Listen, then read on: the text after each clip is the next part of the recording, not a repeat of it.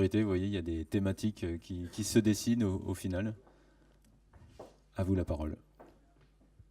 Merci, bonsoir à tous. Comment s'appelle ta présentation? Ah, ok. Voilà, donc Protect France, je suis Pascal Caron de la société Protect France. Je remplace au pied levé Christophe Dessin, mon patron, qui n'a pas pu se déplacer et croyez bien qu'il le regrette. Protect France, avant de vous en parler plus avant, je vais vous dire ce que c'est. C'est un fabricant de canons à brouillard. Alors pour ceux qui ne connaissent pas le canon à brouillard, retenez juste une chose, c'est ça. C'est on ne vole pas ce qu'on ne voit pas. Aujourd'hui, il y a des tas de systèmes d'alarme qui fonctionnent très bien, qui permettent d'avoir des levées de doute vidéo sur du smartphone, dans un centre de télésurveillance, partout. Mais ça n'empêche pas le vol. La dissuasion par la sirène, c'est de la dissuasion. Là, on parle de répulsion. En moins de 20 secondes, en quelques secondes ou quelques dizaines de secondes, le ou les intrus, on les prend, on les jette dehors. C'est le but premier d'un système d'alarme. Donc c'est ce que font nos appareils connectés sur des systèmes d'alarme de tout type ou presque. En illustration, ça donne ça. Non.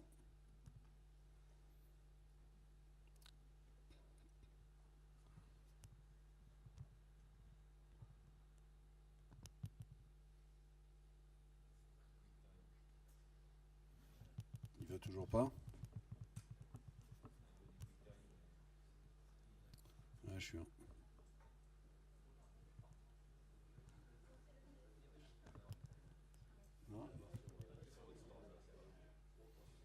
Bon, bah, je vous montrerai là-haut. Je suis vraiment désolé. Donc, la démonstration, vous l'avez là-haut. Et puis, si vraiment vous insistez, je vous la ferai en vrai, avec un vrai appareil. Je m'abstiendrai parce qu'après, on a la détection incendie. Bon, pourquoi ça a été créé? Ça a été créé pour lutter contre le cambriolage et le homejacking, que ça soit aussi bien chez les particuliers que chez les professionnels.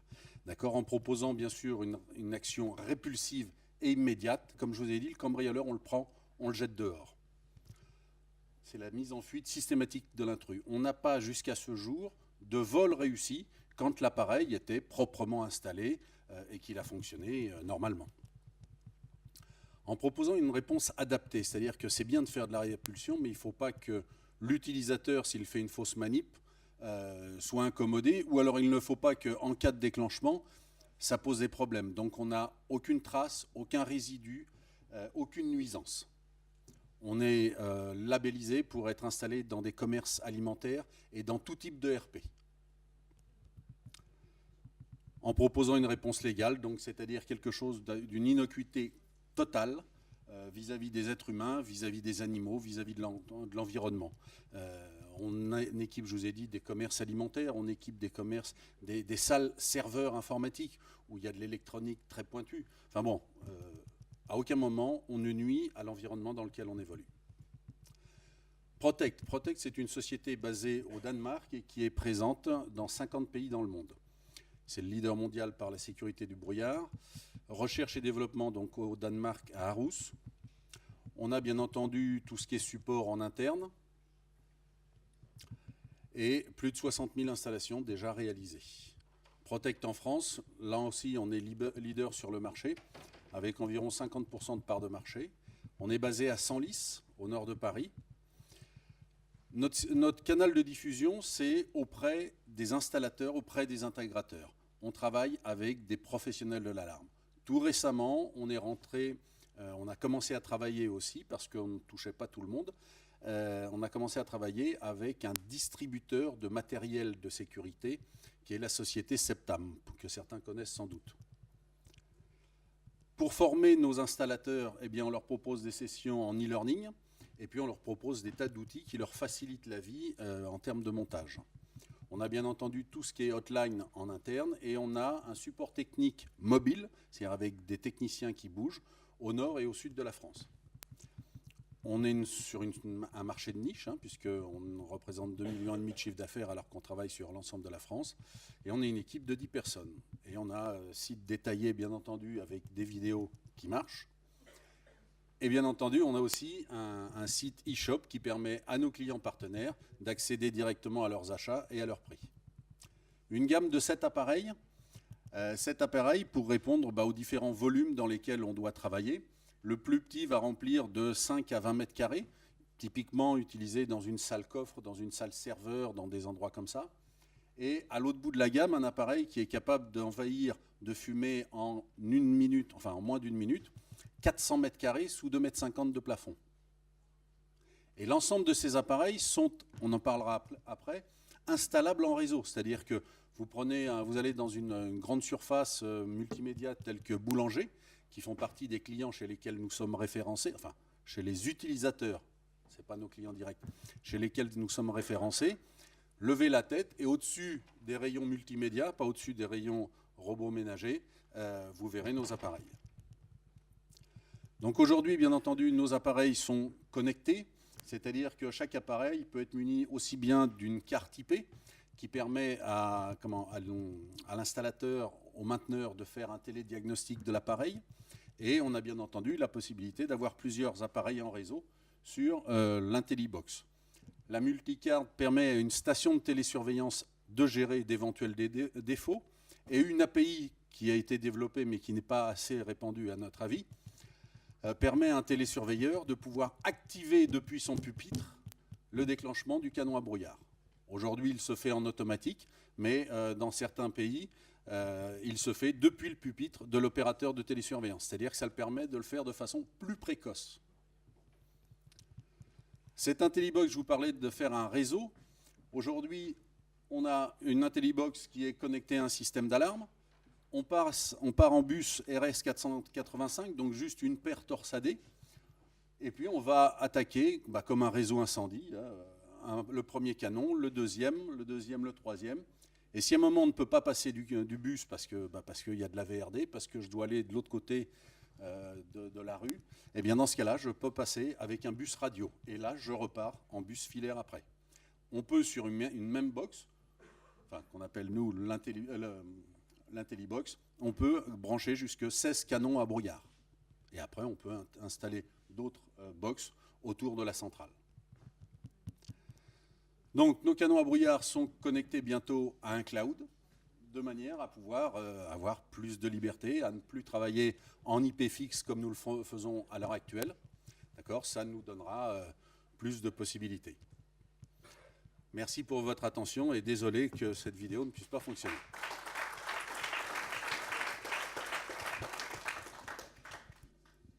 Ça obligera tout le monde à passer sur votre stand, voir exactement à quoi ça ressemble. Et vous serez les bienvenus.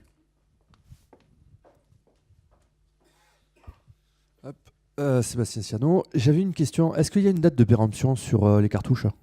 Non, alors on a une gamme de 7 appareils. Sur les 7, il y en a 6 qui travaillent avec une recharge liquide, non pressurisée. D'accord ? Cette recharge liquide, elle n'est pas à changer avant 4-5 ans. Il y en a certaines qu'on a changées au bout de 10 ans, qui fonctionnent toujours très bien. Mais comme l'appareil est garanti 5 ans, on dit, avec la recharge liquide, ne dépassez pas 5 ans.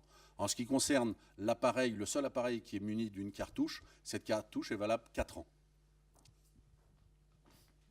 Albert Bouchoucha, pour le déclenchement, ça peut s'intégrer sur des systèmes domotiques existants. C'est un contact sec, ça peut... Absolument, c'est 2 contacts secs, c'est-à-dire que la centrale d'alarme doit envoyer 2 informations.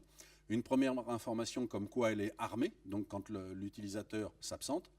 La deuxième information, c'est détection d'intrusion par un des détecteurs, qu'il soit volumétrique ou périmétrique. Donc dès que la centrale a envoyé successivement ces 2 informations au canon à brouillard, le canon à brouillard est prêt à tirer. Il demande une 3e information, mais qu'il va prendre en local sans passer par la centrale. C'est une confirmation de la détection. Typiquement, je mets mon canon à brouillard, par exemple, dans une salle coffre. Il y a une intrusion sur la périmétrie de la maison ou du bureau. La centrale envoie toutes ces informations au canon à brouillard. Le canon à brouillard qui possède son propre détecteur, qu'il soit volumétrique ou contact d'ouverture, peu importe, quand ce détecteur-là, qui est par exemple sur la porte de la salle coffre, s'ouvre, eh bien là, ça envoie le brouillard. Et c'est ça l'intérêt aujourd'hui de la levée de doute vidéo et de la possibilité d'actionner son canon à brouillard à distance, c'est-à-dire que moi, c'est chez moi, je fais une levée de doute vidéo avec les moyens qu'aujourd'hui me donne la domotique. Je fais une levée de doute vidéo, je vais pouvoir actionner mon canon à brouillard avant qu'il y ait eu intrusion dans la salle coffre.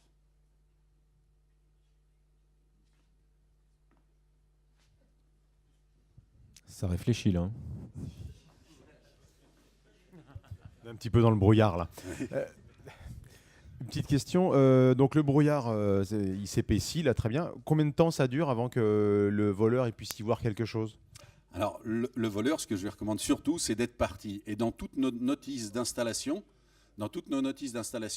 nous faisons des schémas pour répondre à la règle en vigueur qui est la EN 50131-8 et qui dit qu'un canon à brouillard doit être disposé de telle façon à chasser l'intrus par là où il a pu rentrer. C'est-à-dire que je reprends ma salle coffre, je ne vais pas mettre le canon à brouillard au-dessus de la porte. Au contraire, je vais le mettre à l'opposé, de manière à viser la porte, de manière à chasser l'intrus par là où il peut rentrer. Si malgré tout l'intrus persiste, donc il va travailler à l'aveuglette, ne pourra pas travailler, s'il reste dans les locaux, c'est lui que ça regarde. Mais il ne sera absolument pas incommodé, si ce n'est d'avoir la trouille, parce qu'il y a le bruit qui va avec. Il ne sera pas incommodé physiquement. D'accord, c'est pas toxique quoi. C'est pas toxique du tout. Okay. Et alors, pour répondre à votre question en termes de durée du brouillard, s'il n'y a pas de ventilation qui est faite, le brouillard va rester pendant 1h30. S'il y a une vraie ventilation, et il faut que ça soit des ouvrants opposés, dans ce cas-là, c'est quelques dizaines de minutes. Oui, justement, par rapport à la ventilation, des salles serveurs que vous avez évoquées sont souvent ventilées? Alors oui, mais justement, quand il y a un déclenchement d'alarme, qu'on soit dans une salle serveur ou qu'on soit même dans un grand hall où il y a du stockage de matériel, bien souvent, il y a des aérothermes aussi. Et il ne faut pas que les aérothermes ou la ventilation nous propulsent la fumée, enfin le brouillard d'un côté de la pièce plutôt que de l'autre. Il faut que ça reste homogène. Donc, le système d'alarme, lui, quand il va se déclencher, il va chanter l'action des aérothermes ou des ventilateurs.